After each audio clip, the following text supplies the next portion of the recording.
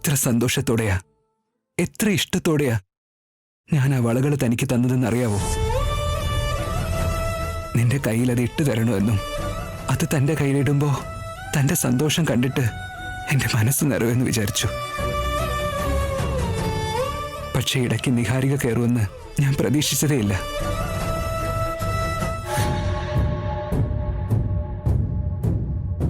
എനിക്ക് വേണ്ടി ഇത്രയും നല്ലൊരു ഗിഫ്റ്റ് കൊണ്ടുവന്ന ശ്രീകരേട്ടനോട് ഒരു തവണ കൂടി താങ്ക്സ് പറയണം.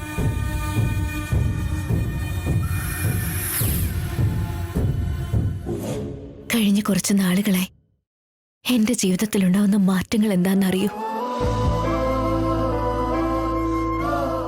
എന്താണോ ഞാൻ സ്വന്തമാക്കണമെന്ന് ആഗ്രഹിക്കുന്നത് അതെനിക്ക് സ്വന്തമാകാതെ അകന്നകത്ത് പോകുന്നുണ്ട്.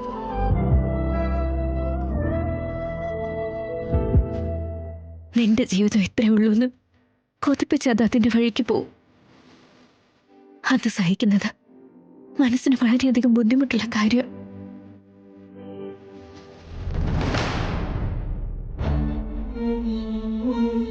എനിക്ക് ജീവിതം നൽകുന്ന വരങ്ങള് പ്രളയം പോലെ ഒലിച്ചു പോകുന്നു. ശാപങ്ങളെല്ലാം പക്ഷേ എന്റെ ഈ നെറ്റിയിൽ തന്നെയുണ്ട്. എന്ത് ചെയ്യണമെന്ന് എനിക്കൊരു പിടുത്തവും കിട്ടുന്നില്ല. നമ്മൾ ആഗ്രഹിക്കുന്നതൊക്കെ സംഭവിക്കാൻ ഇനിയും കുറച്ചുകൂടെ സമയം വേണം. ഇനിയൊന്നും ചെയ്യാൻ പറ്റില്ലെന്ന പോലെ എന്തിനാ ഇത്രയ്ക്ക് നിരാശപ്പെടുന്നേ? ഏട്ടാ, നിഹാരിക്ക് നമ്മള് ഒരുപാട് അണ്ടർ എസ്റ്റിമേറ്റ് ചെയ്തു എന്ന് എനിക്ക് തോന്നുന്നുണ്ട്. ഏട്ടാ, നിങ്ങളെ സ്വന്തമാക്കാൻ വേണ്ടി ഞാൻ അവൾക്ക് കൊടുത്ത മംഗളസ്നാനം എന്ന പരീക്ഷണം വാശി കൊണ്ട് അവൾ പൂർത്തിയാക്കിയെന്ന കരുതിയെ. അതിന്റെ പിറകിൽ വളരെ വലിയൊരു ചതിയുണ്ട്. ചതിയോ?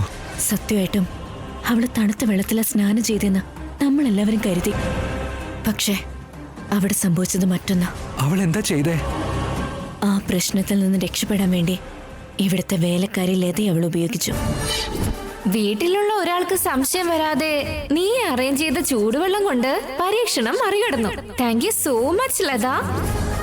ഓ മൈ ഗോഡ്, ഇത്ര വലിയ ചതിയോ? നിഹാരികയെ കുറിച്ച് ഇനി പറ്റുന്നത്ര വേഗത്തില് ഇവിടുത്തെ അച്ഛനും അമ്മയും അറിയണം. ഇല്ലെങ്കില് ഉരുൾപൊട്ടല് പോലെ അവൾ ഈ വീടിന്റെ അടിത്തറ ഇളക്കും.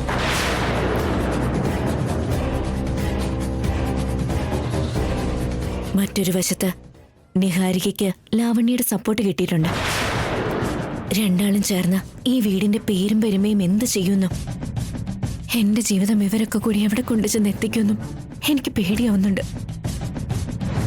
അഭിമന്യുവിനെ പോലെ പത്മവ്യൂഹത്തിൽ പെട്ടുപോകാതെ വിജയം നേടിയെടുക്കണമെന്ന് ധൈര്യം തന്നിട്ട ചേച്ചി എന്നെ ഇങ്ങോട്ട് പറഞ്ഞയച്ചേ.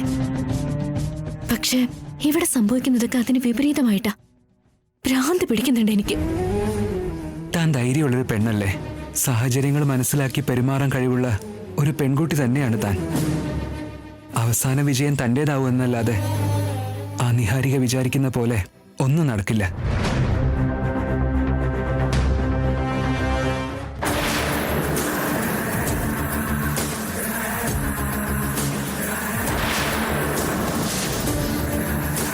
എന്നെ കല്യാണം കഴിക്കാൻ പോകുന്ന ആള് ആവനയുടെ റൂമിൽ എന്താ ചെയ്യുന്നത്? എന്തൊക്കെയാണെങ്കിലും ആ സ്വർണവളകള് തനിക്ക് വേണ്ടി ഞാൻ ഇത്രയും കഷ്ടപ്പെട്ട് മേടിച്ചിട്ടും നിഹാരികയ്ക്ക് കൊടുക്കേണ്ടി വന്നതിൽ എനിക്ക് വിഷമമുണ്ട്.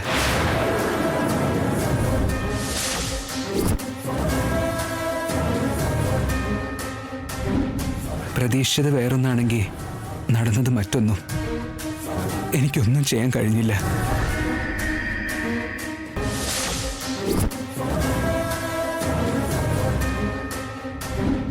പ്രതീക്ഷിച്ചത് വേറൊന്നാണെങ്കിൽ നടന്നത് മറ്റൊന്നും. എനിക്കൊന്നും ചെയ്യാൻ കഴിഞ്ഞില്ല. ഞാൻ ഈ കാണുന്നതും കേൾക്കുന്നതും സത്യമാണോ, അതല്ലെങ്കിൽ എനിക്ക് തോന്നുന്നതാണോ? ഞാൻ ഈ കൈകളിൽ അത് ഇട്ടു തരുമ്പോൾ തൻ്റെ സന്തോഷം കാണാനായിരുന്നു എനിക്ക് ആഗ്രഹം. തനിക്ക് വേണ്ടി ഏറ്റവും നല്ല ഡിസൈനാണ് ഞാൻ നോക്കിയത്. ഫൈനലി എനിക്ക് വല്ലാത്ത വിഷമമായിടോ. Today is a very bad day for me. ഞാൻ കൊണ്ടുവന്ന ആ ഗിഫ്റ്റ് ലൈഫ് ലോങ് ഒരു സ്വീറ്റ് മെമ്മറി ആയിട്ട് നിലനിൽക്കുമെന്ന് കരുതിയത്. പക്ഷെ ബാഡ് മെമ്മറി ആയി. Very sad. ഇത് തോന്നലല്ല, ഞാൻ പ്രതീക്ഷിക്കാത്ത സത്യം, എനിക്ക് വിശ്വസിക്കാനാവാത്ത സത്യം. ഉടനെ പോയി രണ്ടുപേരുടെ കാര്യത്തിൽ ഒരു തീരുമാനമാക്കണം.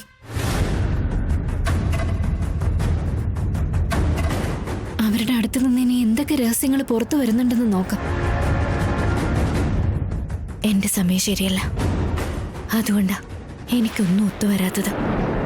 നല്ല ദിവസങ്ങൾക്ക് വേണ്ടി ആഗ്രഹിച്ച് കാത്തിരിക്കുന്നതല്ലാതെ മറ്റൊന്നും ഇപ്പൊ ചെയ്യാനല്ല.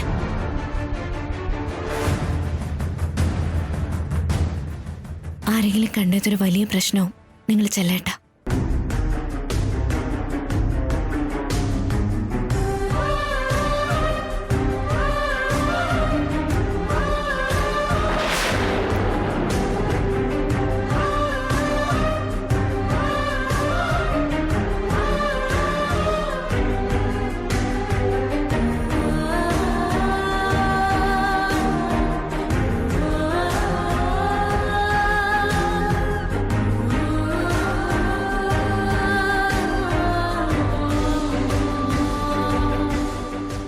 എനിക്ക് ഇത്ര വലിയ ഷോക്കോ? ഇത്ര വാല്യബിൾ ആയിട്ടുള്ള ഗിഫ്റ്റ് ആവനിക്ക് കൊടുക്കണമെന്ന് കരുതിയത് എന്തുകൊണ്ടാവും? രണ്ടുപേർക്കും ഇടയിലുള്ള അഫെക്ഷൻ എന്തായിരിക്കും? ഇരുവർക്കും ഇടയിലുള്ള റിലേഷൻ എന്താ? ഇവരെ കുറിച്ച് ഉടനെ തന്നെ മനസ്സിലാക്കണം. മനസ്സിലാക്കും.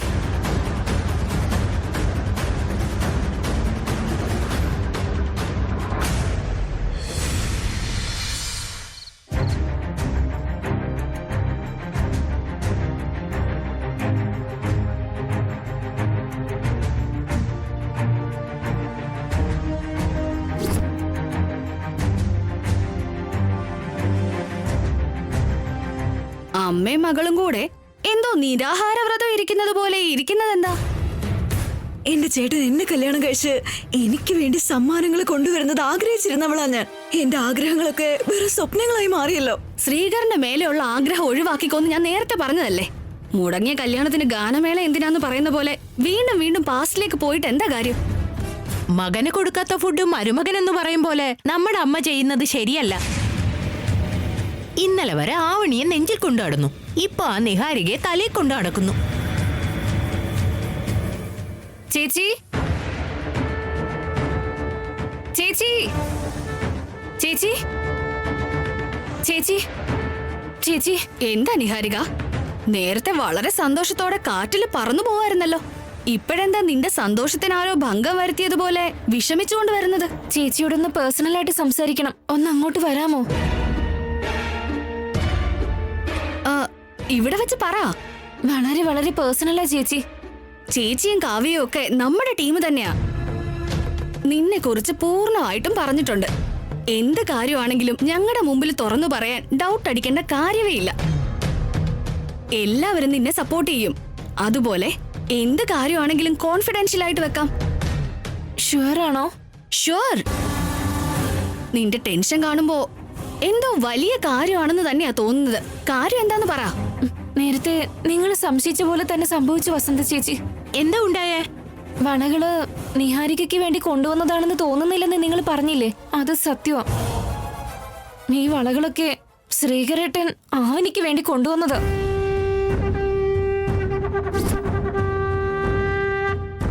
നിനക്കെങ്ങനെ മനസ്സിലായി? രണ്ടാളും സംസാരിക്കുന്ന ഞാൻ കേട്ടു. ഇപ്പോഴും ആ ഷോക്കില് ഞാനുള്ള. ആവനിക്ക് വേണ്ടി കൊണ്ടുവന്നതാണെന്നുള്ള കാര്യം എല്ലാവരുടെയും മുന്നിൽ പറയാതെ ഇൻഡയറക്റ്റ് ആയിട്ട് പറഞ്ഞു. ഓ, എന്റെ കയ്യിൽ എൻഗേജ്മെന്റ് റിംഗ് ഇട്ടിട്ട് വളകൾ അവൾക്ക് വേണ്ടി കൊണ്ടുവരേണ്ട കാര്യം എന്താ? ഭ്രാന്ത് പിടിച്ച് കേറുന്നുണ്ട് എനിക്ക്. ഇപ്പോഴേ ഇങ്ങനെ ആവല്ലേ, ഇനി ഇതുപോലെ ഒരുപാട് കാര്യങ്ങൾ നീ കാണാൻ കിടക്കുന്നുണ്ട്. ഭാവി ഭാര്യ ഞാനാകുമ്പോ അവൾക്ക് സമ്മാനങ്ങൾ കൊണ്ടുവരുന്ന എന്തിനാ? ശരിക്കും അവർക്ക് രണ്ടുപേർക്കും ഇടയിലുള്ള റിലേഷൻ എന്താ? അവന് ശരിക്കും ശ്രീകരന്റെ ഫ്രണ്ടിന്റെ അനിയത്തിയാണോ? അങ്ങനെ പറഞ്ഞ അവൻ വീട്ടിൽ കൊണ്ടുവന്ന് നിർത്തിയിരിക്കുന്നെ. ആ ആവനിയുടെ ചേട്ടൻ പക്ഷേ ആവനിയെ വന്ന് കണ്ടിട്ടുമില്ല, വിളിക്കാറുമില്ല. ആ ആവനി എന്തായാലും എന്തോ പ്ലാനുമായിട്ടാ ഈ വീട്ടിലേക്ക് വന്നിരിക്കുന്നെ. അച്ഛനെയും അമ്മയെയും ആകർഷിച്ചത്. ശ്രീകരനെ ഒരിക്കൽ സ്വന്തമാക്കാനും അവളൊന്ന് ശ്രമിച്ചതാ.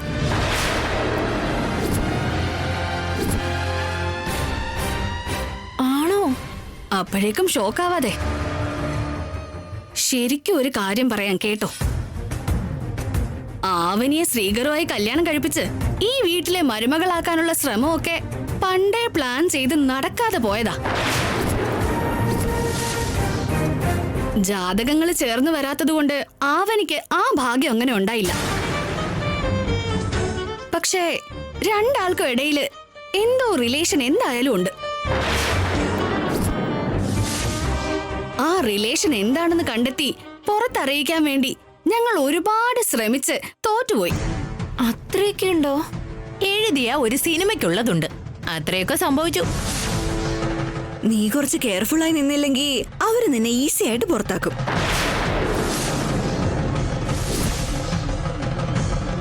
ഈ കാര്യങ്ങളൊക്കെ പതുക്കെ നിനക്ക് മനസ്സിലായിക്കോളൂന്നാ കരുതിയത്. ഇതിപ്പോ കുറച്ച് നേരത്തെ മനസ്സിലാക്കി. അവരുടെ ബന്ധം എന്താണെന്ന് തെളിയിക്കാനുള്ള തെളിവൊന്നും ഞങ്ങൾക്ക് കണ്ടെത്താൻ കഴിഞ്ഞില്ല. നിനക്ക് പറ്റുമെന്നൊന്ന് ട്രൈ ചെയ്. തെളിവുകളില്ലാതെ അമ്മ ഒന്നും വിശ്വസിക്കില്ല. നിനക്ക് പറ്റുന്നത് നീ ചെയ്യും. എന്റെ തല പൊളിയുന്നു. ഒരു കോഫി കുടിക്കാൻ വാ.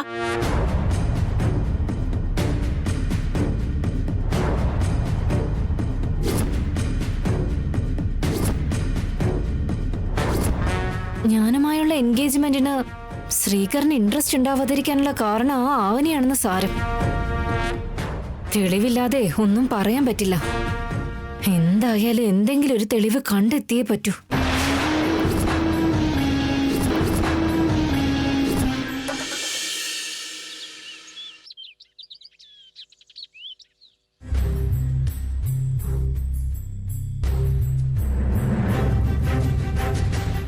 ഞാൻ പേടിക്കുന്ന പോലെയൊന്നും ഒരവസ്ഥയിലും സംഭവിക്കാൻ പാടില്ല.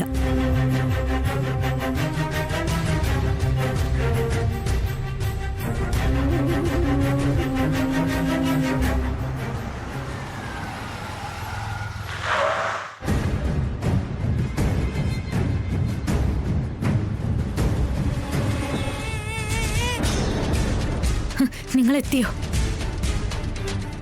ഫോണിൽ കാര്യം പറയാതെ തമ്മിൽ കണ്ടതിന് ശേഷം പറയാന്നൊക്കെ പറയുമ്പോ അതെന്തോ ഒരു പ്രധാനപ്പെട്ട കാര്യമായിരിക്കും. എന്തു പറ്റി ചേച്ചി? എന്തിനാ ഇത്രയും ടെൻഷൻ ആയിരിക്കുന്നേ? എന്തൊക്കെയോ ദുസ്വപ്നങ്ങൾ വേട്ടയാടുന്നുണ്ട്. അനാവശ്യമായിട്ടുള്ള പേടി ശല്യപ്പെടുത്തുന്നുണ്ട്. ദുസ്വപ്നങ്ങളോ? അവിടെ വീട്ടിൽ നടക്കുന്ന കാര്യങ്ങള് കൃത്യമായിട്ട് ആവനി വഴി ഞാൻ അറിയാറുണ്ട്. ആ നിഹാരിക ഹിത്തള് ചെടിയെ പോലെ വീണ്ടും വീണ്ടും ശക്തി പ്രാപിക്കുക. ഞാൻ ആഗ്രഹിക്കുന്നത് പോലെ എന്റെ അനീതിക്ക് അവളുടെ ജീവിതം സ്വന്തമാക്കാൻ പറ്റിയ കുഴപ്പമില്ല. ദുരദൃഷ്ടം വേട്ടയാടി ആ നിഹാരിക എങ്ങാനും വിജയിച്ച എന്റെ ആവനിയോട് കാണിക്കുന്ന അനീതിയാകും അത്. ഇനിയും ഒരുപാട് ദിവസങ്ങളുണ്ടല്ലോ. എന്നിട്ടും എന്തിനാ ഇത്രയും ടെൻഷനായി സംസാരിക്കുന്നേ? നിന്റെ അമ്മയ്ക്ക് ജാതകം എന്ന് വെച്ചാ ഭ്രാന്ത. ജാതകം ചേരുന്ന മരുമകൾക്ക് വേണ്ടി എന്ത് വേണമെങ്കിലും അമ്മ ചെയ്യും. അങ്ങനെയുള്ള ഒരാള് നാളെ ഒരു ദിവസം നിങ്ങളുടെ കല്യാണക്കാരി അറിഞ്ഞ നിങ്ങൾ പറയുന്ന കാര്യം പിന്നെ വിശ്വസിക്കൂ?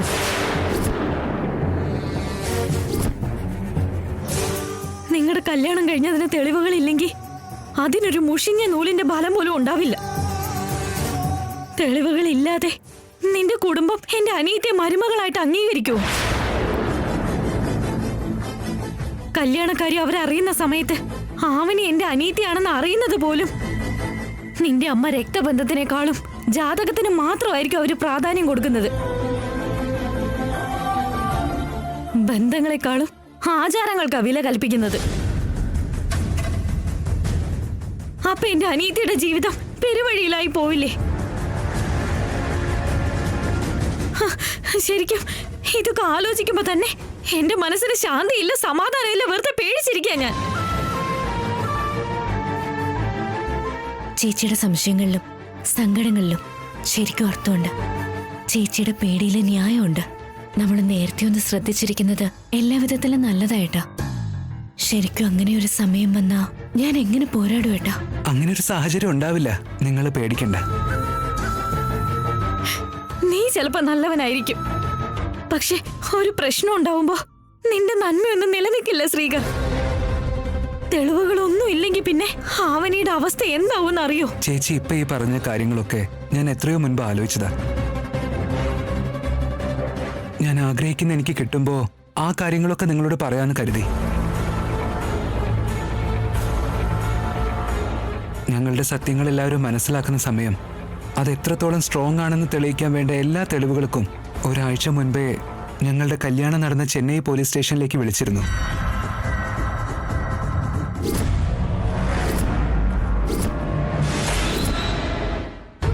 ഞങ്ങളുടെ കല്യാണം നടത്തിയ CI സാറുമായിട്ട് സംസാരിച്ചു. എന്താ സംസാരിച്ചത്? എന്ത് തെളിവാ ചോദിച്ചേ?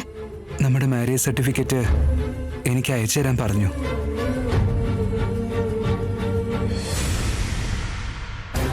Good morning sir. സെന്തിലേ അന്റെ കവറ് റെഡി ആയടാ? സാർ, ആ കേരള പയ്യൻ ശ്രീകരാവണി കല്യാണ സർട്ടിഫിക്കറ്റ് ആണോ? ആമടാ. സാർ, അത് റെഡി പണി വെക്കാൻ നമ്മ CI സാർ പറഞ്ഞിരുന്നല്ലോ. മോർണിംഗിലാ റെഡി സെഞ്ചു വെച്ച. അതെങ്ക இருக்க?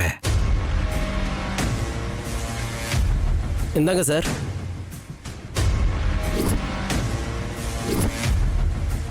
ഇപ്പൊ തന്നെ ഞങ്ങളുടെ മാരേജ് സർട്ടിഫിക്കറ്റ് എല്ലാം റെഡി ആയിട്ടുണ്ടാവും.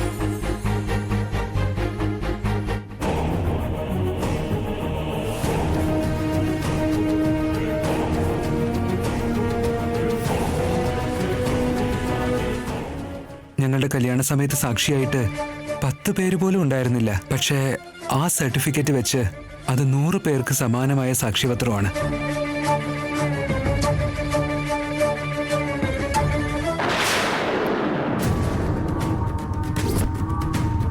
இந்த மேரேஜ் സർട്ടിഫിക്കറ്റ് ഉടനെ എന്റെ ശ്രീകറിന് സെൻഡ് ചെയ്യണം. സീക്രം ഇത് പോസ്റ്റിൽ തന്നെ അയക്കണം. Okay sir. നമ്മുടെ CI സാറ് വളരെ സീരിയസ് ആയിട്ട് പറഞ്ഞതാ, മറന്നു പോവരുത്. ഇപ്പവേ സെൻഡ് പண்றோம் സാർ. ഞങ്ങളുടെ കല്യാണത്തിന് ആരുടെയും ആശീർവാദം ഉണ്ടായിട്ടില്ല ചേച്ചി. പക്ഷേ ഇപ്പൊ ആ സർട്ടിഫിക്കറ്റ് ഒരുപാട് പേരുടെ ആശീർവാദത്തിന് തുല്യമാ.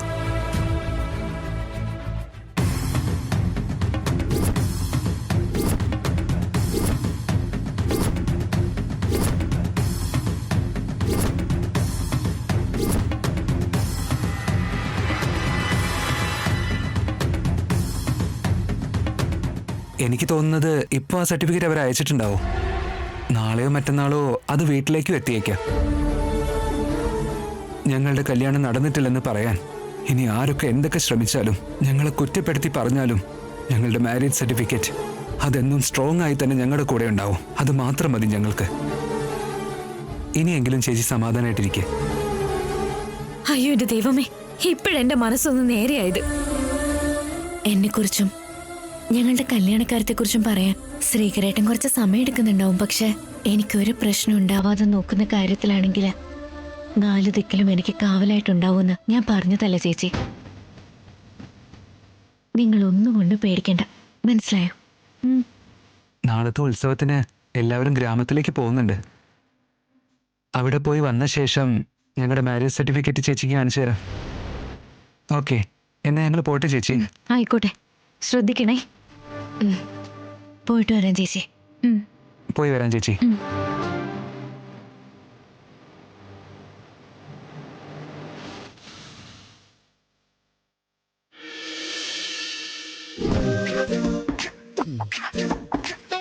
അയ്യോ, സ്വർണത്തിന്റെ റേറ്റ് അങ്ങ് കേറിക്കൊണ്ടേ ഇരിക്കുകയാണല്ലോ. എന്റെ പേരിലും ഒരു 100 ഷെയർ വാങ്ങിച്ചു വെച്ചാൽ നന്നായിരിക്കും.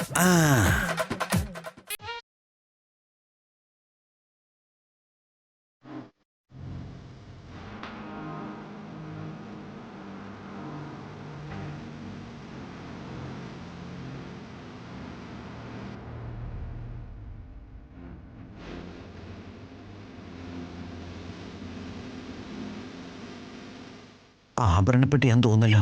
മോളെ നിഹാരിക, ഒന്നിങ്ങോട്ട് വന്നേ മോളെ. ദാ വരുവോ അമ്മേ.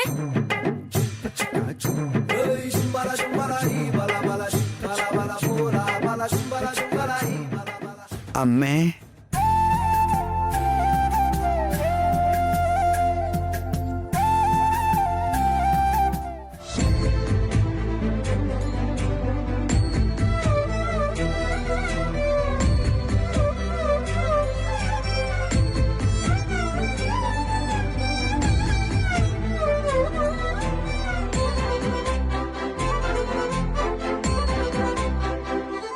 എന്താ അമ്മേ? ഭാവി ഭർത്താവ് തന്ന സമ്മാനം മോൾക്കങ്ങ് ഒത്തിരി ഇഷ്ടപ്പെട്ടു അല്ലേ? ജന്മഗ്രഹത്തിൽ നിന്ന് എന്തൊക്കെ കിട്ടിയാലും ഭർത്താവിന്റെ വീട്ടിൽ നിന്ന് കിട്ടുന്നതാ ഒരു പെണ്ണിന് ഏറ്റവും വലിയ സന്തോഷമായിട്ട് മാറുന്നത്. അതെന്തായാലും സത്യമാ. ഞാൻ ഒരുപാട് എക്സ്പീരിയൻസ് ചെയ്തതാ. നിന്റെ സന്തോഷം ഇതിന്റെ ഇരട്ടിയാവാൻ പോവാണ് മോളെ.